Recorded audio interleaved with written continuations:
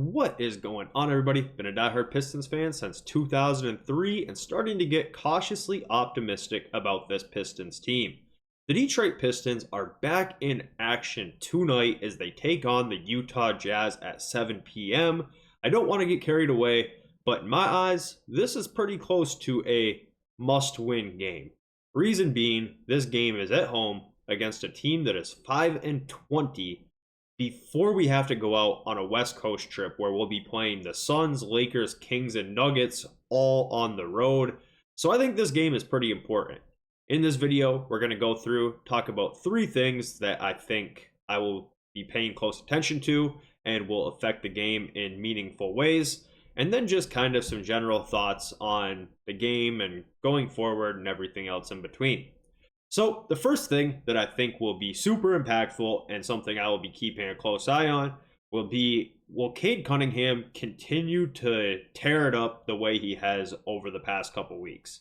I have been super high on Cade dating all the way back to when he was in high school, probably even higher than most Pistons fans. I think his upside is still stupidly high, and it feels like he is starting to turn the corner into becoming the player that I always believed he would be. Over the past 4 games, he has something ridiculous like 55 assists to 16 turnovers. He's third in the league in assists. Over the past 2 weeks, he's averaging like 12 assists per game. The turnovers are going down. He has been really, really good lately. And I think that tonight against the Jazz, he has an opportunity to go out there and just be Cade Cunningham and be the best player on the floor. I think that the Jazz don't have any real good answer for him defensively, so would love to see Cade have another triple-double or 35, 40-point game, because that's starting to become the expectation for Cade Cunningham. And against a team like the Jazz that don't have a bunch of prolific perimeter defenders, I think he has a real opportunity to put on a statement performance tonight against a team like the Jazz.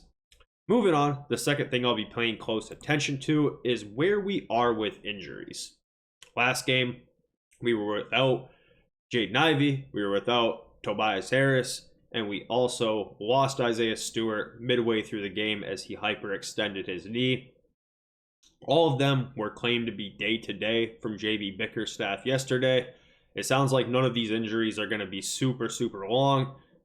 They're probably just nagging injuries, but will be interesting to see how they go about playing their cards with this, as the Jazz are not the best team in the world. They know they have a long road trip coming up, so just going to be generally interested to see who plays and who doesn't, because I think that can make a huge impact. Obviously, Jaden Ivey, Tobias Harris, 2 of our starters. Isaiah Stewart, not technically a starter, but has been getting closer to starting minutes on a lot of nights. Really impactful guys. Would love to see them playing. And as I mentioned, I personally find this game to be pretty important because the schedule gets pretty tough after this. And also, beating teams like the Jazz, we really haven't been favored in many games at all over the past 4 years. We're actually 4-point favorites in this game without confirmation on these injuries. So just taking care of business in a game like this, I think, is a pretty big deal. And I would feel even more confident about it if Ivy and Tobias get green-lighted to play.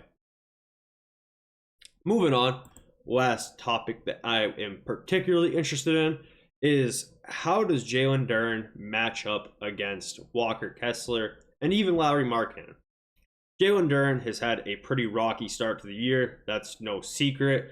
Not exactly what fans and myself were hoping for and expecting for so far out of Jalen Duren, but there has been flashes of good basketball from him, I'd say more lately than at the start of the year. So I'd love for him to go out there and just have a really good game tonight, especially since he does get compared to Walker Kessler quite often. They were both drafted in the same draft class. They get compared a bit, despite not being super similar players skill set wise. Both bigs, same draft class. Should maybe mean a little bit more than your average run-of-the-mill matchup for Jalen Duren from that perspective.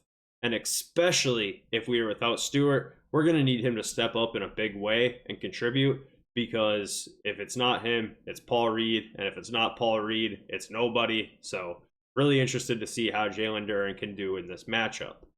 All in all, I think that this game's super important because the Pistons have shown that they can beat teams that they should beat pretty consistently this year. Every game that they have dropped for the most part has been to teams that they probably should lose to. A couple teams that come to mind that they maybe were towing that line would be like the 76ers when we played them and they did not have Joel Embiid, or maybe the Memphis Grizzlies when we played them and they were without Ja Morant. Outside of that, they really haven't got beaten down by a team that they should beat.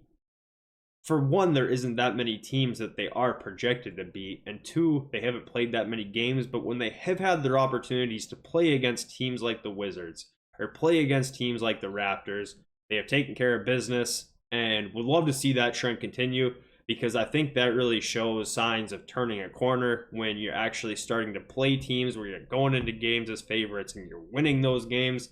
That's a step in the right direction, because we weren't favored to win a lot of games over the past couple of years. So I think that this is a really good game for them to show who they are, show what they are.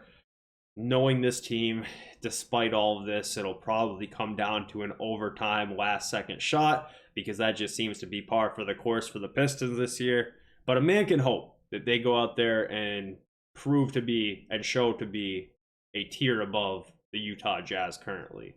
Another thing that I would love to see happen is maybe just chop it up with Danny Ainge a little bit, see how they're feeling about Walker Kessler, see how they're feeling about maybe offloading Lauri Markkanen this summer, because a couple of these guys on the Utah team are dudes who have been in small Pistons trade rumors over the past couple of years. So would love to see that, but that's wishful thinking as well.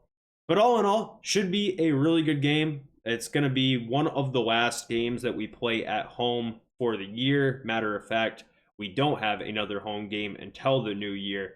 So the fact that it's going to be against a team that is 5-20, as the Pistons are currently sitting in the 10th seed at the very, very bottom of the play-in, I think this game is pretty crucial.